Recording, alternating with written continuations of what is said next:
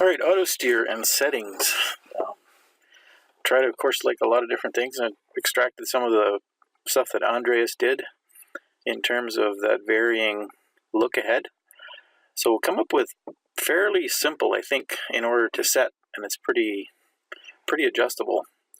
But anyway, in terms of look ahead, in seconds, you can't just go, even though I was wrong and then I thought I was wrong and I was actually wrong and still probably wrong, but look ahead based in seconds depends on the speed that you're going.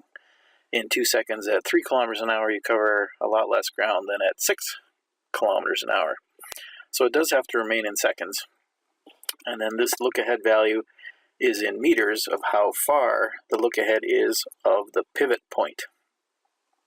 Now, that's really critical because, as you can see, you draw a circle through the look ahead point and the pivot point, and then that determines your steer radius back to the line. Now, if we get going here slowly, you probably wonder why it always comes up to 3.5 seconds or 3.5 kilometers an hour, because 3.5 kilometers an hour is exactly 1 meter per second, so it makes calculations easy to figure out. Now, this look ahead offline multiplier, what that does is, based on how far you are away from the line, so from 0 to 1 meter away, that gives you a decimal from 0, 0.1, 0.2 all the way up to 0.99, and we can take that and increase how much we want to move that ahead based on how far you are away from the line.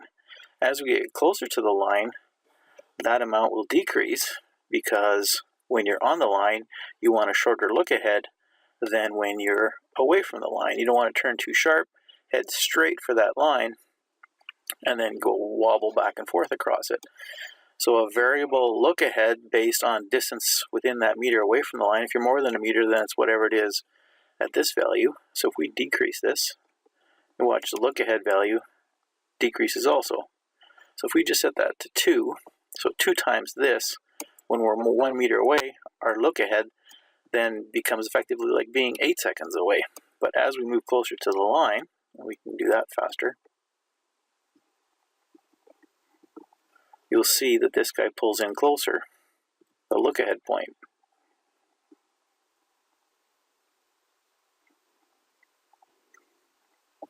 And now our look ahead distance, farther away on the other side.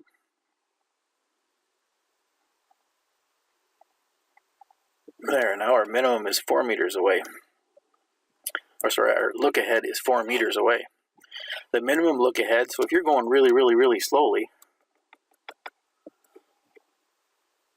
you can turn the minimum look ahead way down. The trouble with turning it too far down is it generates a very sharp angle, and then of course that doesn't work very well either. So a minimum look ahead sets that minimum turn radius to get back to the line if you're moving slow. That's like when you're moving slow, you don't want the wheel to go from minus 50 degrees to 50 degrees the other way. Then that slows that down. I hope that explains it, but again, this is just a multiplier of your look ahead distance, and this is just the minimum amount.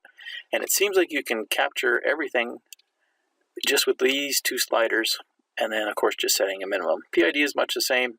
Proportional gain, output gain, this is multiplied by this to give you the total proportional gain. Side hill draft, it takes a chunk of the roll and it adds it and creates a steering angle to add on top of this. Like when you're on a side hill, you need a couple degrees in order to just maintain a line. So that helps, and you can adjust the gain of that, of how much it's going to steer into a hill. Intergrain, I'm going to do another video on those 2. And then steer is still all the same, still angle 0, goes from minus whatever to minus 125, plus 125, counts per degree, all that stuff is still the same. Minimum pulse width is the minimum value, it just kind of just before the motor turns, that's where you want that at. And then drive, of course, is still the same. Here's a help, and a help screen of kind of what we're talking about. It's all there.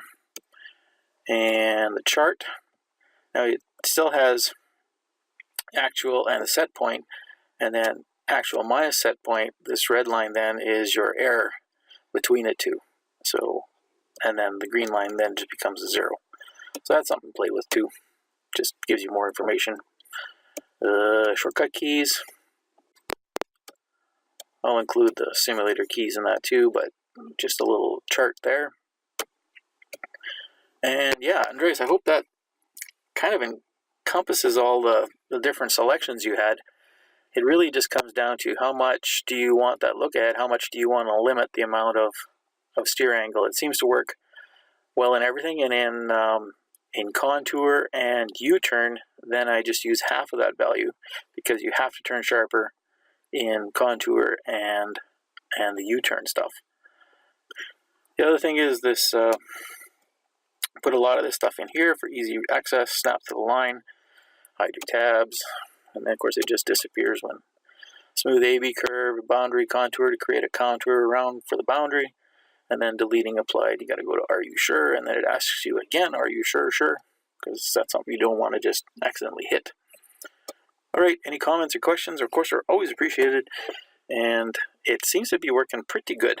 If you're staying within a couple 3 centimeters, I think you're working pretty close to the line, and that's what all a guy can expect for a DIY. I mean, it can be tighter, but then it just seems to oscillate or fail some other direction. So it works good.